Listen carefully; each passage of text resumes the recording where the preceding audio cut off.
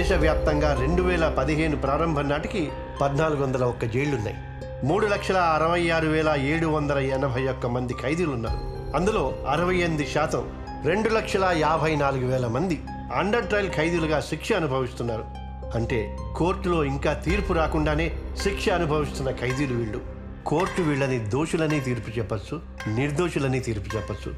3 ఏళ్లైంది sir నా కొడుకుని జైల్లో పెట్టి. తాగి ఎవన్నో చంపినాడని పోలీసులు పట్టుకుపోయినరు. అసలు వాడికి తాగుడే అలవాట్లేదయ్యా. అటువంటోడు ఒక మనిషిని ఎట్ట చంపుతాడు సారు? मेरा बेटा को दुबई में अच्छा नौकरी मिला साहब. वो 10 दिन में जाने वाला था. पुलिस वालों ने गलती केस में अरेस्ट किया. अभी वो जेल में है साहब. उसका पूरा जिंदगी खराब हो गया साहब. बर्बाद हो गए साहब, बर्बाद हो गए. చిన్న గొడవ జరిగి మా బాబాయ్ సూసైడ్ చేసుకుంటే దానికి కారణం మా అమ్మ నాన్నేనని వాళ్ళిద్దరిని జైల్లో పెట్టారు సార్. నాకు తమ్ముడు చెల్లి ఉన్నారు సార్. వాళ్ళకి తిండి పెట్టాలి, చదివించుకోవాలి కదా సార్. అందుకే తప్పని పరిస్థితుల్లో 15 ఏళ్ళకి కోలికలుగా మారాను సార్. ఇలా జైల్లో ఉన్న ప్రతి ఒక్కరికి ఒక కథ ఉంది సార్. దాని వెనకాల ఆ కుటుంబాలు పడే బాధ కూడా ఉంది. 2014 సెప్టెంబర్లో సుప్రీంకోర్టు ఒక ఆర్డర్ పాస్ చేసింది సార్. దాని ప్రకారం ఏ నేరానికైనా చట్ట ప్రకారం పడే శిక్షలో సగం రోజులు అండర్ ట్రయల్ ఖైదీలుగా ఉన్న వాళ్ళందరినీ విడుదల చేయాలి. కానీ ఈ రోజు దాకా ఎంతమంది అండర్ ట్రయల్ ఖైదీలని విడుదల చేసింది ఏ ఒక్క రాష్ట్రం కూడా లెక్కలు పంపలేదు సార్. సార్, మన దేశం ఆర్థిక వ్యవస్థకి ఇచ్చే ఇంపార్టెన్స్లో 10% సామాజిక వ్యవస్థకి ఇచ్చుంటే ఇన్ని తప్పులు జరిగుండేవి కాదు సార్. 5 ఏళ్లకోసారి ఎలక్షన్స్ వస్తాయి, అన్నీ ఉచితంగా ఇస్తా ఉంటారు. కానీ న్యాయం మాత్రం ఎందుకు సార్ కొనుక్కోవాల్సి వస్తుంది? Yeah, I understand. Thanks for bringing it to the government's notice. I will thoroughly discuss this with our law department. Thank you sir. Sir, ఇందులో 29 రాష్ట్రాలకు సంబంధించి అండర్ ట్రయల్ ఖైదీల లిస్టు, వాళ్ళ కేసుల వివరాలు మొత్తం ఉన్నాయి సార్. అందులో అర్హులైన వారికి, ప్రజలకు సెక్షన్ 211 మీద అవగాహన కల్పించండి సార్. हर कोई अगर आपकी तरह रिस्पॉन्सिबिलिटी दिखाए, हमारी देश बहुत जल्दी सोशल ग्रोथ देख पाएगी. సిటిజన్ రెస్పాన్సిబుల్గా ఉంటే 10% గ్రోతే సార్. అదే పొలిటీషియన్ రెస్పాన్సిబుల్గా ఉంటే 90% గ్రోత్. ఎందుకంటే చట్టాల్ని చేసేది వాళ్ళే, ఆ చట్టాల్ని ఇంప్లిమెంట్ చేసేది వాళ్ళే కాబట్టి. I understand. Thank you, Mr. Rajgopal ji. Next parliament session లో ఈ విషయం మీద డిస్కషన్ జరిగేలా చూస్తాను. Thank you very much sir. ठीक है राजगोपाल जी.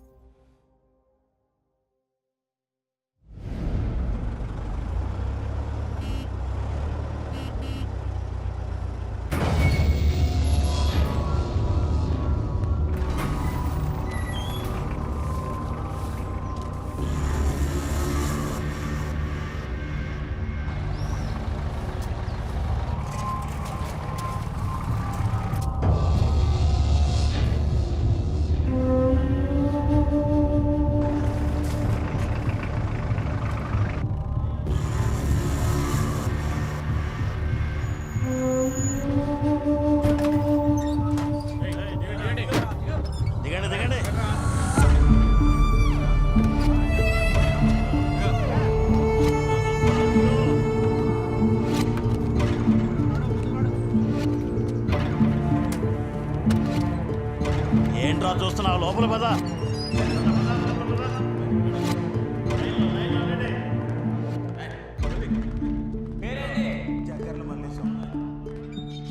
ఏం చేసి జైలుకి వచ్చినావు? దొంగతనం సార్. నెక్స్ట్ ఇకరా. పేరేంది? సూర్యప్రకాష్. పూర్తి పేరేంది? బండి సూర్యప్రకాష్. బండి సూర్యప్రకాష్. ఏం చేసి జైలుకి వచ్చినావు నువ్వు? 14 days రిమైండ్ సార్. సరే, సైన్ చేయి.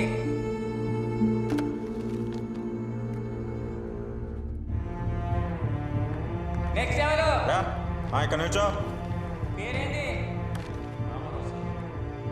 షర్ట్ అయిపో.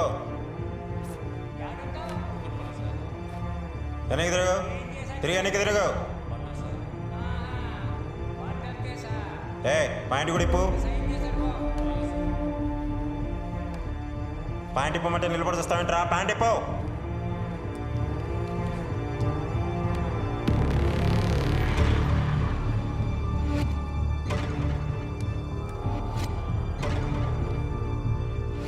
డ్రైవర్ కూడా ఇప్పు. డ్రైవర్ కూడా ఇప్పమంటుంటే.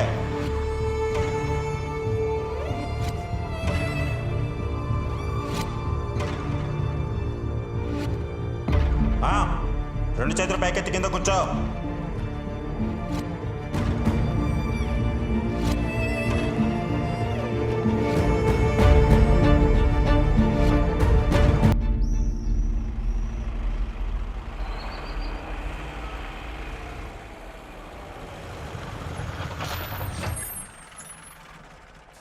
దిగండి దిగండి, తొందరగా దిగండి. దిగు దిగవయా.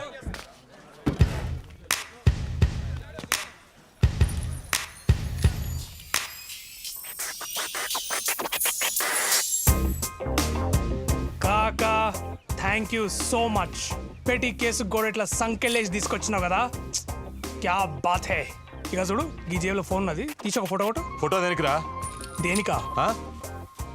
సంకెళ్ళ నడుమ నలిగిపోతున్న సోషల్ మీడియా. ఇదే నా నెక్స్ట్ యూట్యూబ్ వీడియో, ఆర్టీవీలో వస్తుంది చూడు. కాకా నమస్తే.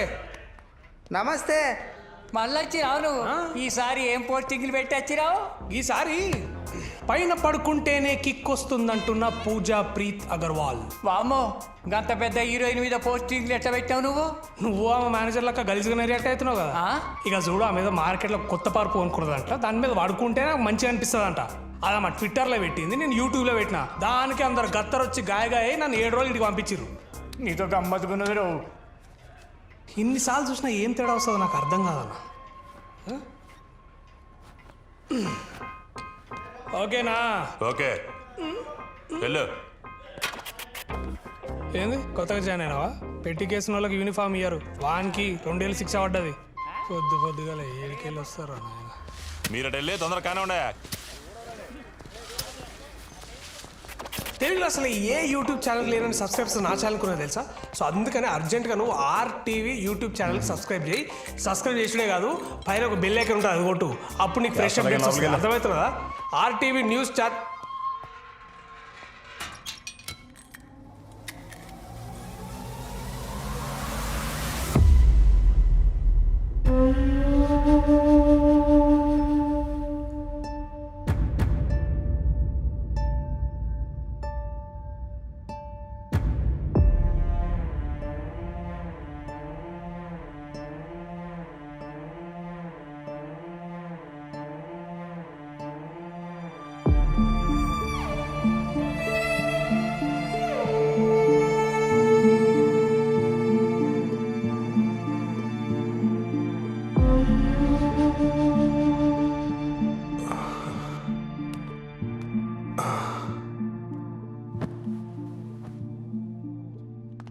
హే bro, hi, Radha Prakash, RTV Telugu YouTube channel MD with 1.34 million subscribers.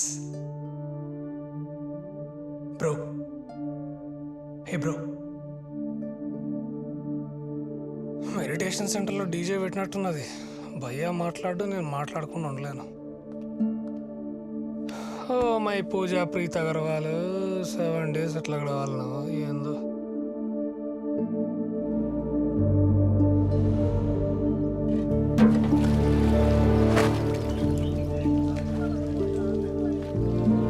A bro, అట్లారేస్తుర్రా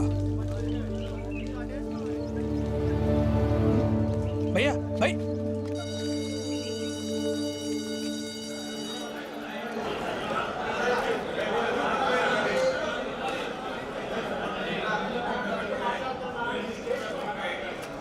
ఏంద్రా గీ లొల్లి, గింతగానం సౌండ్ పొల్యూషనా?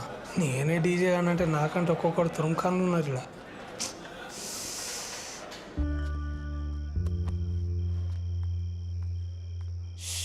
బాబా 5 ఏళ్ల సంది వస్తున్నా భయ్యా. గీ కిచెన్ మాత్రం ఫిష్ మార్కెట్లా తయారైంది భయ్యా.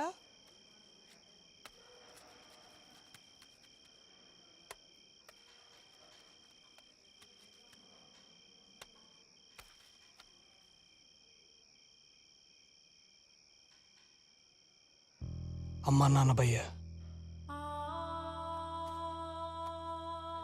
25 ఏళ్ళు నాకు అన్నం పెట్టిర్రు. నేను కరెక్ట్గా వాళ్ళకి అన్నం పెట్టే టైంకి నన్ను వదిలేసి వెళ్ళిపోయారు. నన్ను వాళ్ళ భుజాల మీద ఎత్తుకొని మోసిన వాళ్ళు తొందరగా నా భుజాల మీద మోస్తాని నేను ఎప్పుడు అనుకోలే. అందుకే తినే ప్రతిసారి 2 ముద్దలు పక్క పెట్టుకుంటా. ఏదో నాతో ఉన్నారని ఒక ఫీలింగ్ అంతే.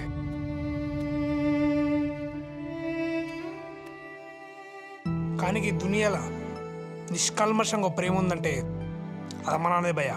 రాసిస్తున్నాను భయ్యా. భయ్యా అరే భయ్యా, అరే అట్లా పడేసి భయ్య వాళ్ళు తప్పు మాట్లాడినా నేను. భయ్యా భయ్య ఒకసారి మాట్లాడు నాతోటి.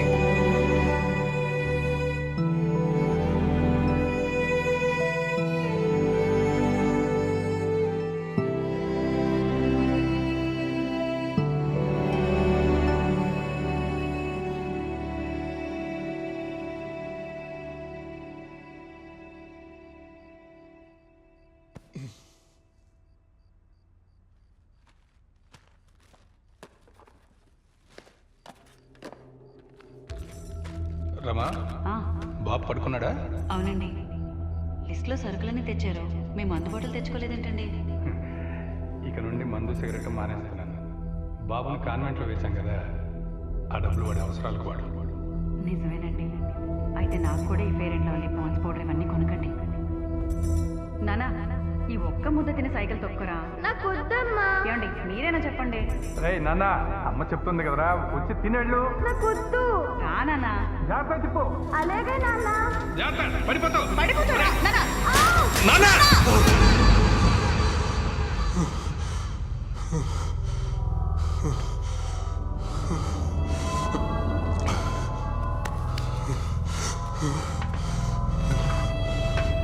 భయ్య ఏమైంది? ఇవ్వ నీళ్ళాగరే.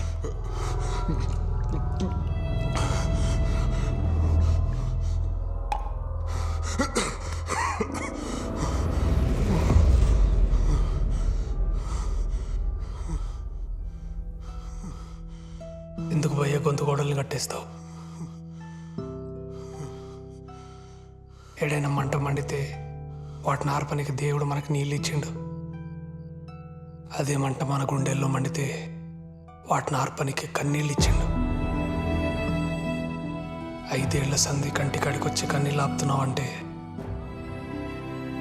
ఏదో జరిగింది భయ్యా. ఏం జరిగింది భయ్యా?